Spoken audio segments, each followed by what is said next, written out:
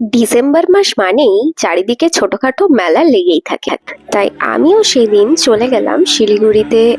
সন্ধ্যাবেলা একটা বইমেলা অনুষ্ঠিত হয়েছিল, সেখানে কেটে নিলাম দুজনের দুটো টিকিট, 20 টাকা মূল্য পার হেড। ভেতরে ঢোকার সাথে সাথেই চোখে পড়লো বইয়ের প্রচুর বুক স্টল।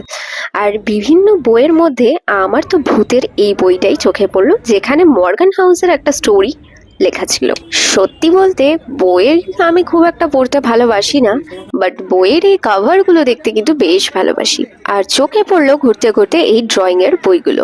অবশ্য আমরা যেদিন গিয়েছিলাম এখানে একটা প্রোগ্রামও অনুষ্ঠিত হয়েছিল, খানিকটা সময় এটাও দেখলাম আমরা। অ্যান্ড তারপরেই আমার চোখ পড়লো ওই যে আমাদের মেয়েদের জান্নাতের একটা জায়গা, সেটা হলো সফট টয়েস, যেটা দেখলে তো আমরা পাগল হয়ে যাই। প্রায় 8 থেকে 80 সকলেই। তো তার মধ্যে এই হাস্কিকে দেখে আমার তো হাস্কি ডান্সের কথা ভীষণ মনে পড়ছিল। অ্যান্ড তারপর আমরা চলে গিয়েছিলাম আশেপাশের আরো কিছু সুন্দর সুন্দর স্টল ভিজিট করতে।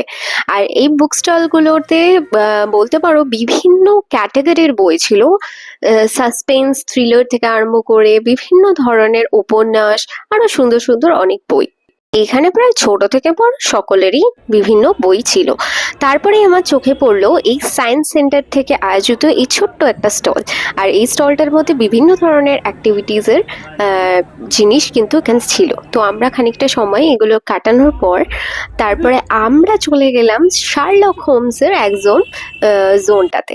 তো শার্লক হোমসের জোনে কিন্তু প্রচুর ধরনের বই ছিল, এছাড়াও ছিল আরো ধরনের থ্রিলার টাইপের বই। অ্যান্ড তার মধ্যে এই বইটা আমার চোখে পড়েছিল।